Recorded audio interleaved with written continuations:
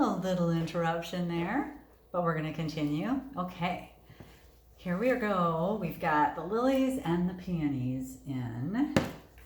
And next, let's see. I have some, we're going to do the roses next. We'll do these guys. Okay. Got some really pretty lavender roses, and they're really picture perfect. They're really quite stunning. And Trader Joe's. I'm doing really a nice mix of, bright shades of pink and then the white, of course. And it's all going to just be yummy together. Going to kind of work in a triangular pattern that helps kind of give you a basis so you kind of know where to go with the next stem. Keep turning the piece, keep turning the design so that you keep things balanced. They don't have to be exact. I mean, every side of the arrangement isn't going to be the same as the other side because flowers are individual and they don't all look the same. So it doesn't have to be that it looks the same, it just has to be kind of balanced. Okay, that stem it's stiff, so it's not bending how I want it to. Sometimes I want to bend them down and they can't. They don't want to do that unless I break them. Okay, beautiful. I want to give you a little tip for roses. Some roses, I think because they've got so much energy or so, they've got this beautiful head that wants to open and perform and do its thing.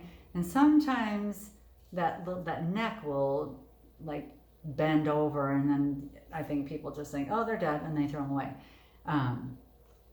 That's not always the case. Sometimes they're not dead. It's just that somewhere along the stem, the water isn't getting all the way up to that precious, beautiful bloom. So what sometimes works is to take that flower, the rose, out of the vase that it's in, and get it so that it can lay down so that the whole stem is covered in water, whether it's a really tall vase so it's up to its neck. These aren't real long, so these are easier to do. The sink, cake pan, whatever you have that will just so that you can completely cover the stem in water so it can just lay. And the flower can lay in it too. It's kind of tepid water.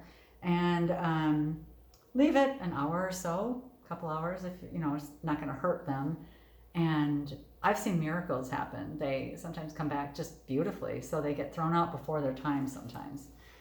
So, and then when you get them ready to put back in the vase, you recut the bottom of the stem and place them back in the vase. And like I said, I've seen them last then for days after that. So it's worth a try. If they don't come back, then they were going to be thrown out anyway. So it's definitely worth a try.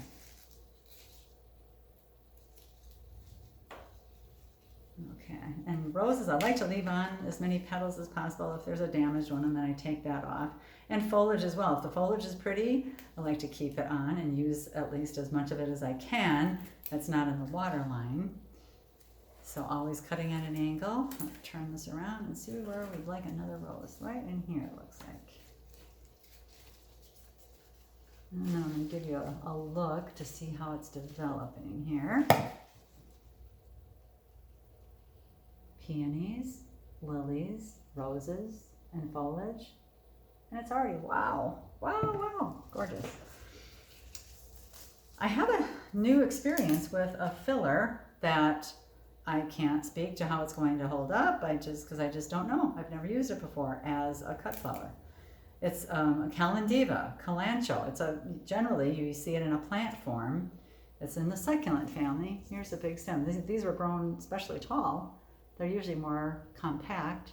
And this is the Kalandiva variety. It's the full little blooms. And there's lots of buds and whatnot, but I'm not sure if they all open or how they perform in water because I've never used them, but we're going to give it a go and hopefully they'll do well. We're always learning. I think I'll keep a couple of pieces aside so I can do my own little test to see what happens with them. It's a fairly thick stem, so I'm going to cut a little bit of that stem back as well. Cut the little knobs off, so because I need as much space in my vase as possible. So I'm going to trim that guy back a little bit and put this down in Again, if it doesn't hold up real well, it can be popped back out and it's still going to be fine.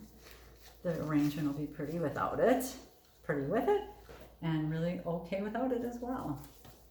So this piece has a long enough stem, so I'm going to spin around again to see where it might be nice. A little bit of, I like the texture, I like the color, the texture, I like everything about it. We'll just see how it holds up and what it does. So placing a few of those in just for accent. And then we're going to do some miniature carnations. Dianthus, so pretty, long lasting, beautiful variegated pink shades, just delightful. Don't be a carnation snob. They're lovely and sweet, especially the miniature ones are just so awesome. And they're going to act as another texture for us and kind of fill in the spaces. Trimming some of that foliage off, or picking it off, I guess, actually, as well. We don't want energy going into that foliage when we need the energy to go into the bloom, so we're gonna take some of that off. It's adding a nice little texture, I think, to the design.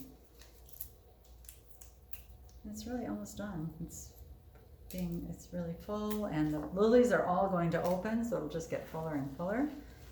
But you know, it's not done till it's overdone at least a little bit.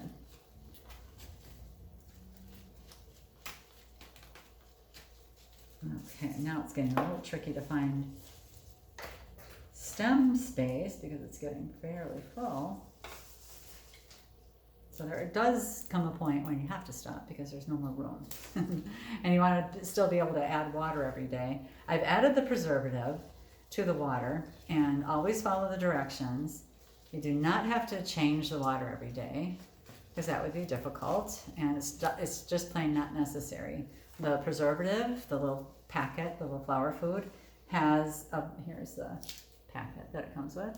It has a bactericide in it and a food, so it helps the flowers open and develop, so all the buds will open, and it keeps the bacteria down in the water. You know, so not that it won't happen eventually, but it keeps it at bay. So that's why we don't need to change the water every day. Add water every day because these guys will be heavy drinkers. So you'll notice that, you know, the next morning a lot of times you'll see, oh my goodness, there's 2 inches gone of water. So keep it full, and then several days down the road when it gets a little cloudy or a little, you know, strange looking, then change the water. You know, take the whole arrangement out, and maybe somebody can help you and hold it, and then you can pop it back in without having to, you know, try to rearrange it all. So here we go. Here we've got the little miniature carnations, the roses, little calendula blooms, the lilies, the peonies. Oh, it's just yummy. Yummy, beautiful. I wouldn't mind getting that, would you? Oh, and it smells wonderful. Thanks for watching. Happy Mother's Day.